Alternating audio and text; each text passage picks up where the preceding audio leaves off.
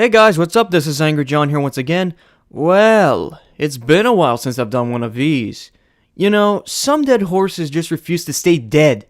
They just keep coming back. It's insane, I tell you.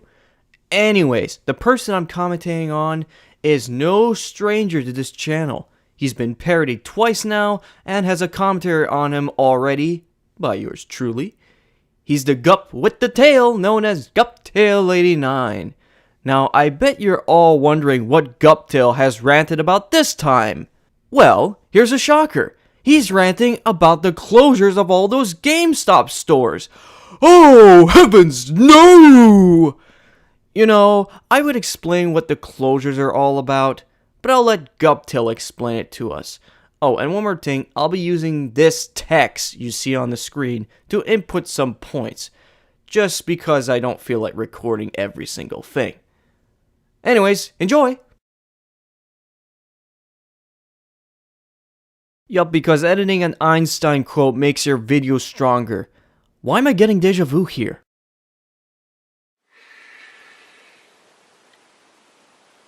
Really, Paul Raines? Really? Many of you might already know this, but the CEO of GameStop is planning to close 120 to 130 stores worldwide May 31st. What's the reason? Well, get this. They want to focus on mobile gaming. So if your local store closes, kiss your chances of purchasing games like Dead Rising 3 and Forza Motorsport 5 half goodbye. I say half goodbye because stores like Best Buy and Target are also selling new games and consoles. Regardless, their inventory is nowhere near as deep as GameStop's. Now, granted, closing around 125 stores out of 6,457 internationally isn't too big a loss, but that is still a lot of closures. Thankfully, there are other physical game stores competing against GameStop, such as Slacker's CDs and Games and Play and Trade. However, GameStop happens to be the largest concrete firm of them all. And as you can see, nothing about Guptill's video is terrible. Well, the minute I stop talking, everything about Guptill's video is going to tumble down. The fact that 120 to 130 stores are to be closed in favor of selling mobile devices and Apple products just sucks all the variety out of the gaming industry and could likely mean that major and independent developers for console and computer games will end up losing money while the rest of the cash ends up in the hands of corporations like Apple and Samsung. But hold on, Guptill, this kind of contradicts your previous statement about how there were other stores where you could buy games. Yeah, the companies might lose money, but it won't be a whole lot. And this is only the beginning of the flaws this video is going to have. In other words, it'll sort of resemble the story of Robin Hood, except he would be stealing from the poor. No comment. Now, despite how I don't really care too much for smartphones, I have to give credit where credit is due. First of all, having internet with you on the go can be convenient. Let's say you were living in Washington, D.C., and you were walking to your job, and you passed the Lincoln Memorial. If you wanted to know more about the monument, you'd be able to look up information about it on your phone. Here's another. If you've never owned a portable MP3 player and you have a smartphone, the phone has one built in. The camera is also useful. If you take footage or photos of, say, a natural disaster, news reporters can use the footage or pictures to prove there was a catastrophe. But the best additions to smartphones are the notes and flashlight. If you don't think to bring a notebook with you, reminding yourself to carry out an important task is a piece of cake. Like here, for instance. So, after this lacrosse game is over, we're gonna need to get some milk on the way back.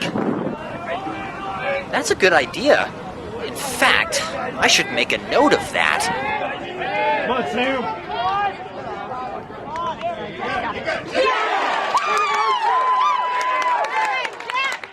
As for the flashlights, well, it's self-explanatory. Perfect for when there's a power outage. Oh my god! This video might be able to save itself! Yes! There is a guide! Oh, sweet heavenly lords! We have done it! Guptill is about to make a video that will reach the heavens! Oh, this life is good! Nah, he's probably gonna do even more fuck-ups, is he?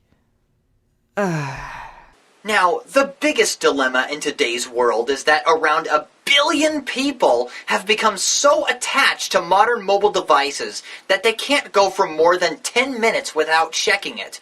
Worse, they've become oblivious to their surroundings and even major events. Even when there are folks gathered to watch a sports game, there's always someone away from the action, absorbed by some other form of entertainment. That's a drag. What if you were dragged to a sporting event you were not interested in? That can happen sometimes, especially when you have certain kinds of friends. Or, what if you liked the sport, but the match itself became a drag? That, Guptill, is a little thing in human nature. We all know it as boredom! So of course there are going to be people who are going to use their smartphones to occupy their minds. Oh, and by the way, Guptill, maybe nobody told you this, but this is something that has been going around in sporting events since, forever? This isn't some sort of modern invention created by smartphones, Guptill. Before smartphones, people read books to occupy their minds at sporting events. So pointing the finger at mobile phones for this phenomenon that has been going around since millennia is ridiculous. But now it's time to return to the meat and potatoes of this presentation. That was good. Oh, I'm sorry, were you saying something there, Guptill? I was too busy eating. The closing of 120 to 130 GameStop stores worldwide. Surprisingly, there is a bright side to this problem. The individual stores that are closing are the ones that are doing badly. Now, I find that hard to believe considering how many consumers scramble to the store to pick up the newest Call of Duty title, or any remaining copies of Grand Theft Auto 5, Halo 4, or anything popular with the mainstream audience. It's just a really bad idea overall. The reasons why some stores do badly, especially something like GameStop, are because of these possible factors, and I'm going to steal a lot of these from Blockbuster Critics' video on Blockbuster, so here we go. An overstock of horrible games, especially shovelware. The store could be located in an area that's not well populated. An understock of anticipated games, customer dissatisfaction, the mistreatment of employees, little to no advertisements, the kind of advertisements to, tell people your stores exist, terrible bundles, bad employees, malicious higher-ups, etc. Plus, not everyone goes to GameStop to buy games. You said this yourself, didn't you? Hell, some people just want to buy their games online. Oh wait, I shouldn't say the word online because Guptill's allergic to it. Most, if not all, electronic stores sell portable touchscreen devices, and GameStop's slogan is power to the players, not power to the mobile players. Because taglines are so accurate. Isn't that right, McDonald's? I'm loving it. I hate it. And let's face it, the two main games that are still the talk of the town are Candy Crush Saga and Angry Birds. But before they were developed, the talk of the town portable games were Pokemon and Tetris. But let me tell you, those two Game Boy titles are 10 times deeper than a simple Matchup 3 title, and a title where the only action the player executes is slingshotting wingless birds into a structure just to annihilate pigs. I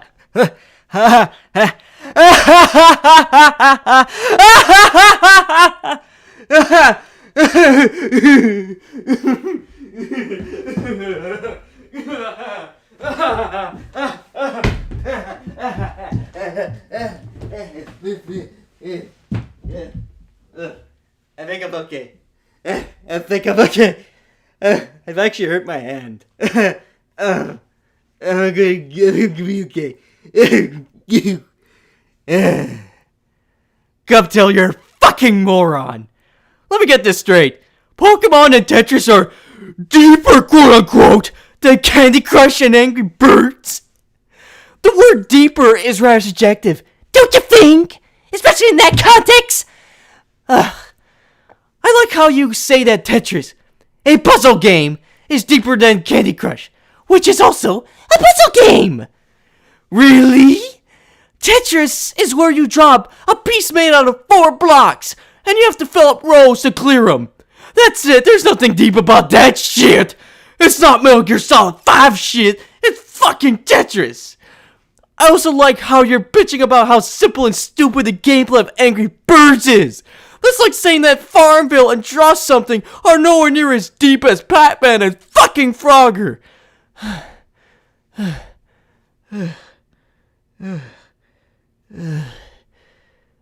It's just another one of these moments where Guptill uses his nostalgia to claim that something new isn't as good as the old. I'm sensing a pattern here. Candy Crush and Angry Birds might as well be on the Tiger Gamecom. So does Tetris. Another reason I never bother with phone games is because of the touchscreen itself. I mean, you're skimming your fingers over a screen to control the action, and more often than not, a particular action you don't want to carry out gets executed anyway because of how sensitive the touch mechanics are. I noticed this when I was scrolling down my Facebook wall. It almost makes me want to return to my computer. Then go use the computer. Nothing's stopping you. You don't have to rely on the mobile version of things when they're available on the PC, so just use it. Also, considering the touchscreen issue, if you can, just use a stylus. Can you imagine how ludicrous it would be to play a racing game with a touchscreen as your only means of control? This is why the DS and 3DS have buttons. Now, if you enjoy Candy Crush, Angry Birds, or some other phone game, more power to you. Nevertheless, there is a fine line between playing a game and being addicted to it. Dare I mention that people can get addicted to all kinds of games, not just mobile phone games?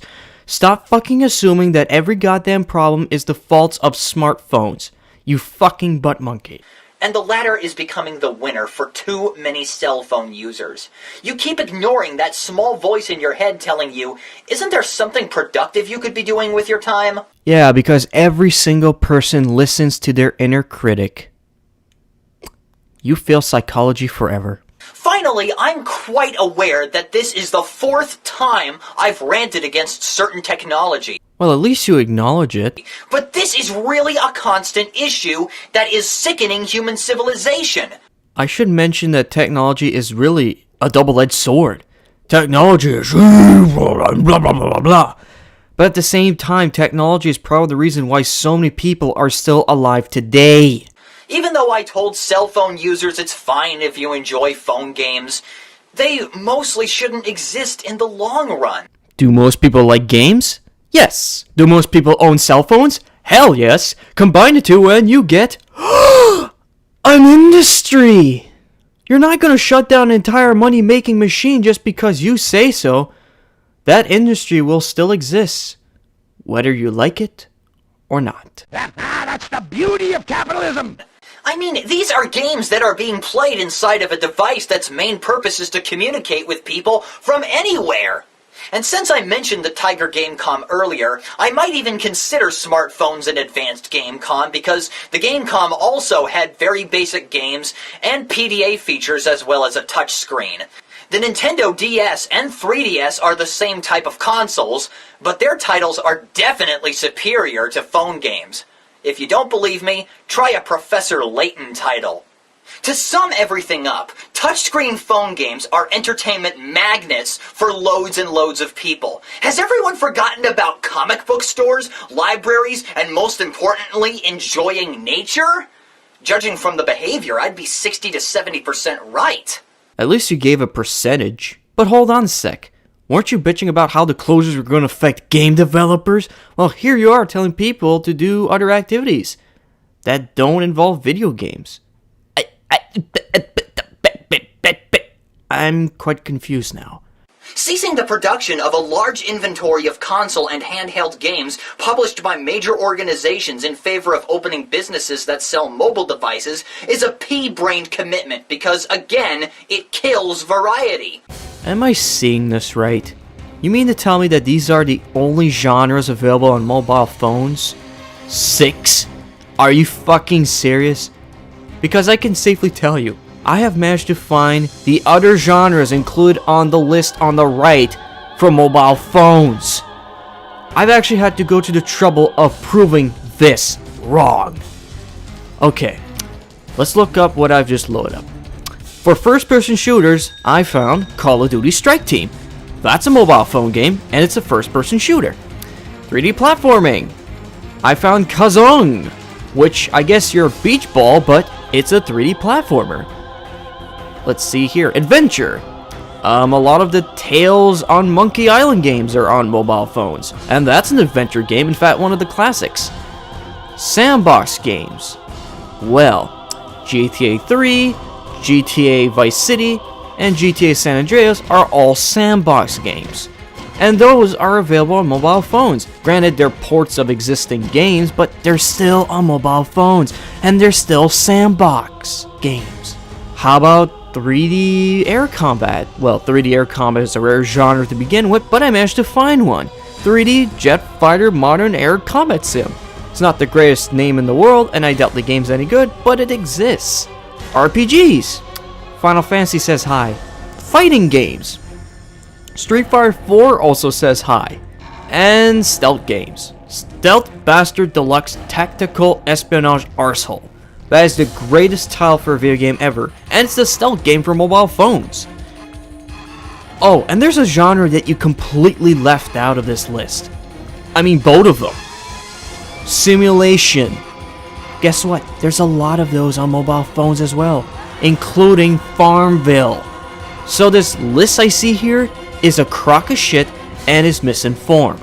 I don't know where you got this list from. I'm guessing you picked up all these genres out of your ass and claim that this is what mobile phones have. Fuck you. No, seriously, fuck you. You sack of shit. I'm guessing you picked this list right out of what your mobile phone service gives you. You never really said what you have as a mobile phone service. Maybe this would have helped the video a lot. Because Android and iOS have way more genres than what's listed here.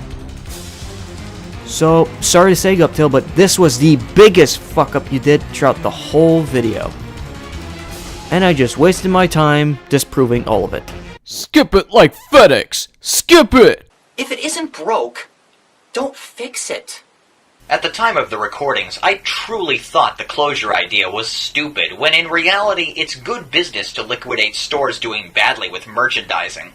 GameStop should just put in a new mobile section in their establishments. If they need to possibly expand the building size or commence a moving day, that's fine. What?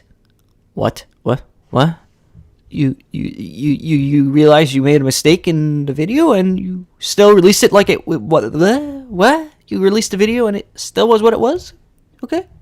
And rather than re-record the whole fucking thing from scratch, you left it as it is? You lazy son of a bitch. Okay. I don't care if there's a shitty pop song at the end. I'm done. I'm done with this video. I'm done with this commentary. Fuck you all. I'm out of here. I quit. No, seriously, I quit. I quit. I quit. I quit. I quit.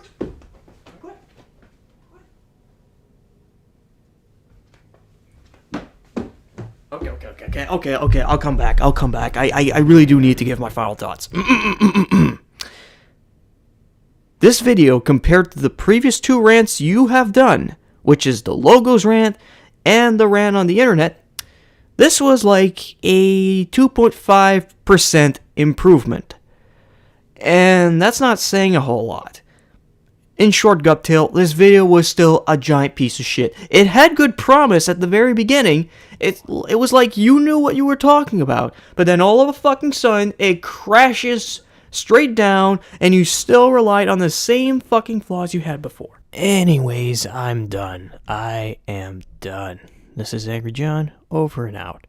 Now, Mario Head, can you be a good guy and give me something to end this video on? Uh-oh, that wasn't as fast as last time. Let's try again, okay?